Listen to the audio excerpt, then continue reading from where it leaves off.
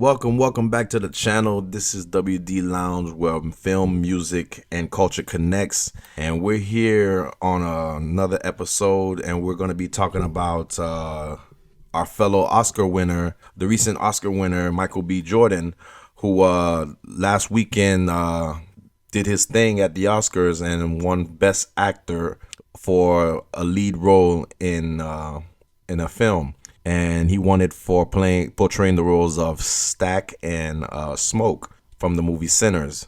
And he had a great weekend, winning the award alongside with his director Ryan Coogler for winning Best Original Screenplay for the screenwrite or screenplay for the movie Sinners. And hats off to those guys for that great win. But with great winning comes great reward and scrutiny. And for one, what I can say is it seems like both of the guys are now being scrutinized by other fans. For one, we'll go with Michael B. Jordan first.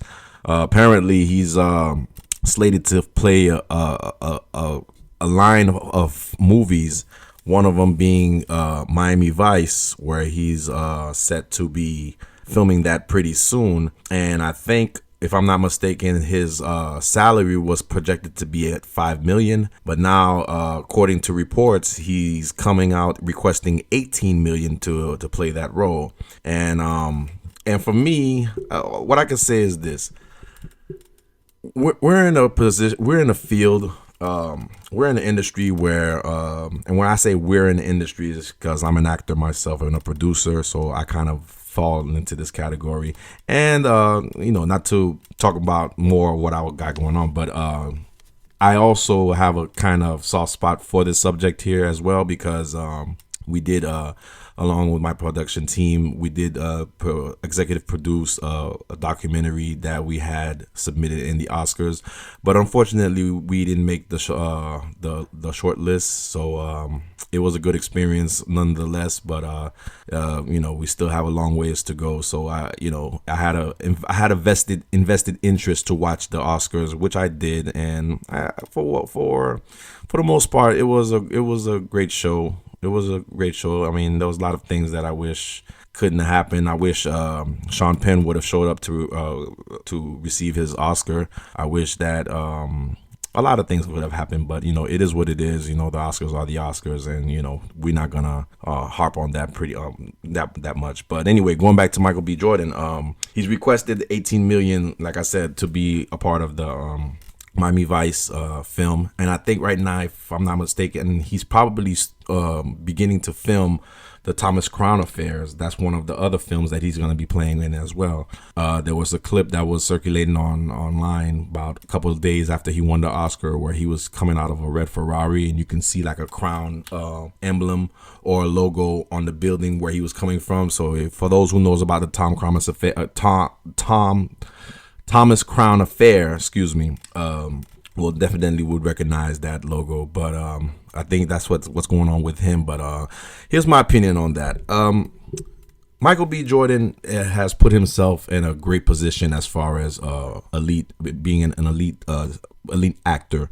Right now, Hollywood is in a great deal of trouble when it comes to box office earnings and just the way of the celebrities and the way of the studios and stuff. Right now, the studios are not bringing in the bank like it used to, and the theaters are not bringing the studios the money that they need. So a lot of things are changing in the landscape, and right now, Michael B. Jordan understands his leverage. He understands his leverage as an actor right now, as the best actor, recognized by the Academy, according to the Academy, that he is one of the best actors out there right now. So he's putting a price tag on his worth. So he's coming out with $18 million. So for me, I'm saying, hey, if you have the leverage to get as much money as you can get in this game, then you do it. Because at the end of the day, every film that you do is not promised. At any given time, filming is just like kind of sport. It's kind of like sports a little bit.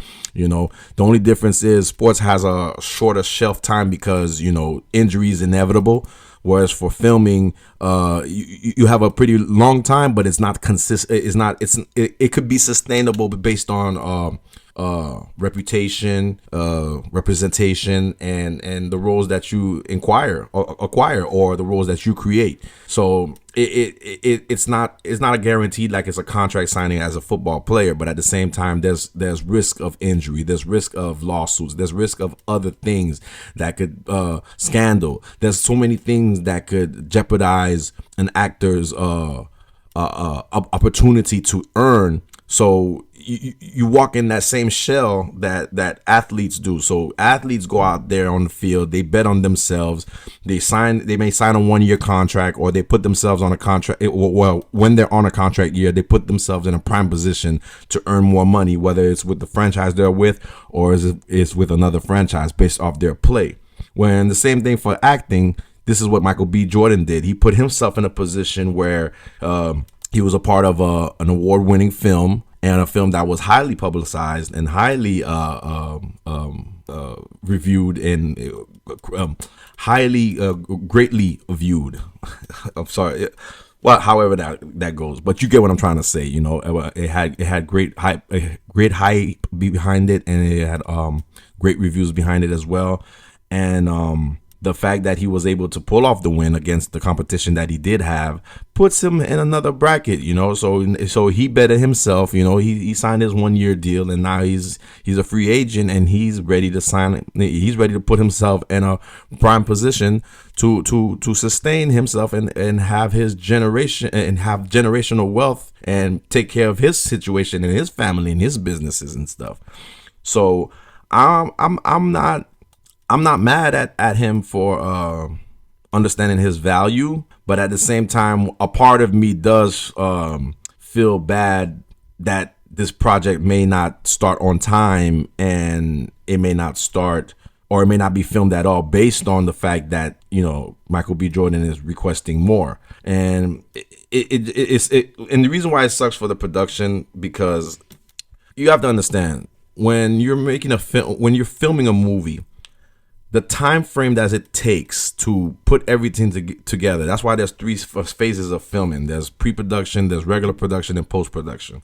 And that time frame, I mean, could take anywhere between 3 to 10 years sometimes to get everything that you need in order to film a project. You know, I've been hearing about a reboot for Miami Vice for a while now, you know, and I'm not sure if Michael B. Jordan was already slated to play in that film from when it was talked about, but apparently they were able to get him at the fee that he accepted. But now he's negotiating his fee. We don't know what that production company went through to get that kind of budget in order to make the film the way it is, you know, and And that's the risk that we run into as filmmakers, because, you know, actors continue to act as we're developing projects for them to be a part of. So as we're developing projects, actors are building up their resume, and all it takes is really just one hit, and an actor is gonna blow up, and his value grows. Now, if you happen to be that production company that hired that actor at a small value and he blows up, then it's just part of the game in that sense, you know. But I do feel for the production company, because, like I said, the time and the preparation that it takes to put the film together, to get everything ready to shoot the film, and to realize that you might lose your star because your budget might not be enough, because now his value went up, and that's just the name of the game, you know. And for me, had I been, if I was in that position, I really, I don't know if I would have gone for a cutthroat wage like that, especially if I already signed the deal. You know, I would honor the contract and probably negotiate something where I would get something in the back end of it, just so I don't cripple the production side of things. And that way I could have my notoriety give the production an opportunity to rise amongst the ranks in themselves by me being a part of that project. Like I said, I would negotiate my way a little bit differently than to abruptly just ask for 18 million because of the status I'm at right now. So that's just me. But like I said, I'm not mad at Michael B. Jordan for demanding the fee that he's asking for. And then again, we're not sure if that's what it is. You know, that right now there are a lot of stories that are circulating to actually diminish or give put backlash towards Michael B. Jordan based on his win. But I'm gonna ignore that noise. But I'm looking at it from this perspective as a filmmaker. Me personally, I would, if I'm filmmaking as an actor as well, but me personally, had I been in Michael B. Jordan's shoes, I might have not take the money right up front. I probably would have just negotiated what I signed for already and probably get something in the back end later on, just to make sure that the production value stays up to par and that the production gets done. Because at the end of the day, when it comes to production, it's not just it's not just me that's being fed. We're feeding a lot of families as well. There's a lot of people that's on set. There's a lot of people that look forward to being on set because they need that job to feed their family, to make a living for themselves, and to build their resumes. So at the end of the day, I personally, being in Michael B. Jordan's shoes, I'm financially set when it comes to projects, and if I'm not, then that's as he showed in the movie, negotiation tactics, he has to work on that as well. But I'm sure that based on how he's moving right now, his finances are not in dire needs to where he needs that kind of jump right away. But with all due respect of his winning, he deserves to ask for a raise. I just feel like, when things are already set in stone, contracts are already signed, and production's already ready, they're just waiting on your schedule to be free. I feel like putting the production company in a bind like that is not really cool, and I just wouldn't go about it that way. But y'all let me know what y'all opinion is on that tip. Do you think Michael B. Jordan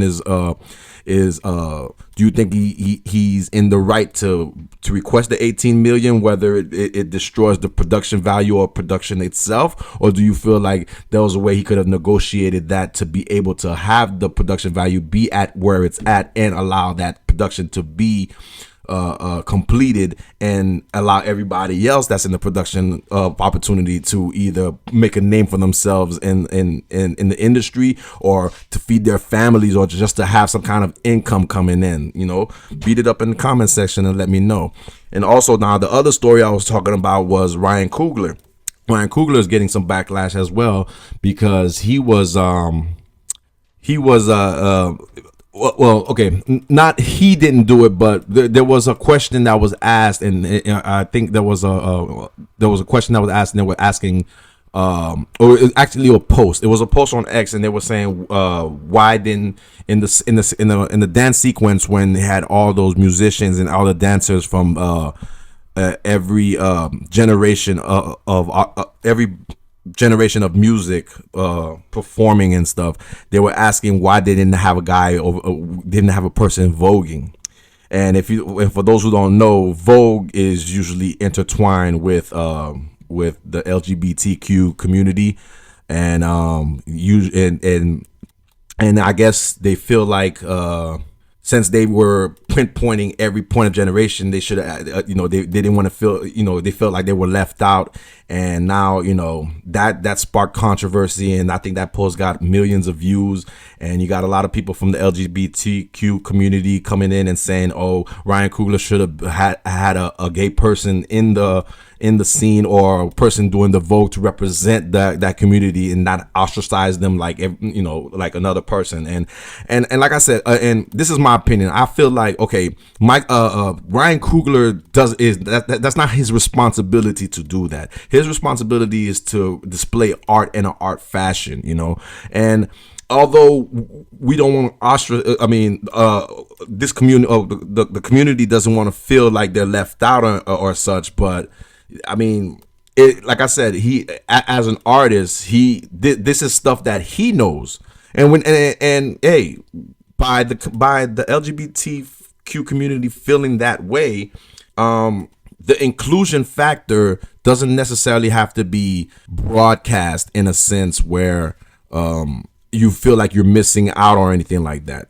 For Ryan Coogler, for what we know, his story and his vision may not have included that, and even if it did, he might have missed it. We don't know what it is, but for him to be getting the backlash that he's getting because he didn't include a person voguing, I believe that we're stretching a little bit too much to find a reason to ridicule someone in their high point right now, because I think that's just what we do. We like to beat up on people when they're on their high horse. We like to try to break somebody down when they're at the peak of their pinnacle, because it's lonely at the top, and we're all trying to gun to the top. We're all gunning for the top as well. So there's always going to be something that's going to be speculated and stuff.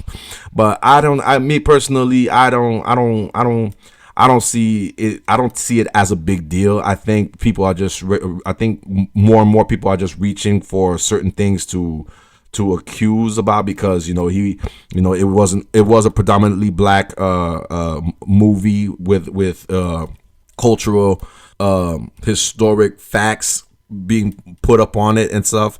And hey, there's a lot of people that did argue that, hey, there was homosexuality that existed in the 1930s. There was homosexuality in the black community in the 1930s, yada, yada. I mean, vice versa, whatever it is. There are people that's saying that, but what we're saying is that, we knew in the 1930s that it was something that was, prohibited, just like drinking. But at the same time, people still drank. People did that. But in Ryan Coogler's vision and his eyes as a filmmaker, he did not. That wasn't part of his story. So because it wasn't part of his story, I don't feel like I think because in hindsight, because he won the Oscar now they feel like he is obligated to put awareness on that in his platform, because now his platform is huge. But where was that outrage before in his other movies when he was making movies? I mean, he's been playing. If you follow Ryan Coogler's career, he's been making the same genre type of movies from Fruitvale Station up to this point right now, and there's not been no outrage about LGBT inclusions or anything like that up until he won an Oscar for Sinners. So now that he's down on a national platform, people are coming out saying that he missed an opportunity, or he's not including people. He should be educated and stuff like that. No, you can't. That's a filmmaker's vision. You can't impugn a filmmaker. You can't just jump into a filmmaker's space and tell him about his vision and how his vision is supposed to be based on what you want to see. Because what you want to see, the masses, the mass majority may not want to see that. So I just feel like we are used, and I think we're conditioned to be in a position where everything is separated. A lot of our conflicts and our social conflicts that we have right now is because of separations. This group here, that group there, and everything. I mean, we're all included in one barrel. We just have different ways of saying things and doing things. So in the same sense, I don't think Ryan Coogler deserves the backlash that he's getting for that. He's not responsible to give awareness to that, because he may not know anything about that history. So how can you impugn him to create a vision that he has no that he has no education about, or have any recognition about? Does he know about this story? He doesn't know, and those who are out there saying that he should go out and do his research, think about it, mention it, or consider it. I mean, hey, to each his own. There's other filmmakers that actually do that as well. If you really want to get a product or point out, I think there should be more outrage based on the filmmakers that make those type of movies, more or less, than the ones that don't. And I think people are just using this man's shine right now to bring upon a subject that may bring outrage to other people and just put a dim light on his shine. So I'm not feeling that, but I don't feel like he's obligated to do that. But who am I? I'm just the guy that's talking on the mic, giving my opinion about the situation. So let me know about your opinion.